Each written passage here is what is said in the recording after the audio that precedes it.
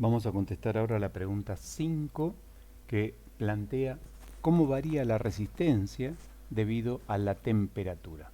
La expresión matemática es esta que tenemos acá. Entonces, la resistencia en función de la temperatura depende de un valor de resistencia tomado a una determinada temperatura de referencia, por eso se le llama R sub 0, también podría ser R inicial, y después incrementa la resistencia del conductor al aumentar la temperatura. Ese aumento de resistencia depende de la resistencia de referencia, también depende de las características del material, de las resistencias que está hecho, del material del que está hecho la resistencia, y fundamentalmente depende de la variación de temperatura a la que se somete dicha resistencia. La pregunta 6 dice, ¿qué relación existe entre la intensidad que circula por un resistor y la diferencia potencial entre sus extremos?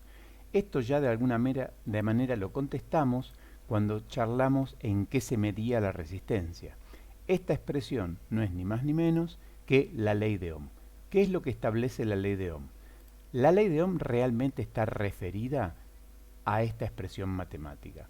Entonces dice que la resistencia eléctrica que ofrece un conductor es directamente proporcional a la diferencia de potencial que existe entre sus extremos e inversamente proporcional a la intensidad de corriente eléctrica que por dicha resistencia circula.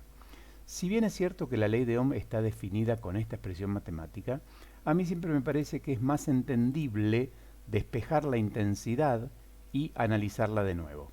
Fíjense, si yo pienso en esta expresión matemática, digo, va a haber más circulación de cargas eléctricas por unidad de tiempo si les entrego mucha energía y la resistencia es poquita. O sea, más circulación cuando les dé más energía a cada carga y la resistencia, la dificultad a circular sea poca. Pero también considero que es bueno recordar esta expresión matemática para acordarse la expresión. ¿Por qué? Porque es la única expresión en la cual están todas escritas en el mismo renglón. Si no, siempre pasa que después digo, uy, ¿cuál estaba arriba, cuál estaba abajo? Entonces, en la misma expresión matemática, todas en el mismo renglón, me queda que la B, la variación de diferencia potencial entre los extremos, es igual a la intensidad de corriente eléctrica que circula por la resistencia que ofrece. Y además, si quieren, se la pueden acordar pensando en beer. No piensen en cerveza, porque cerveza se escribe con B larga y doble E.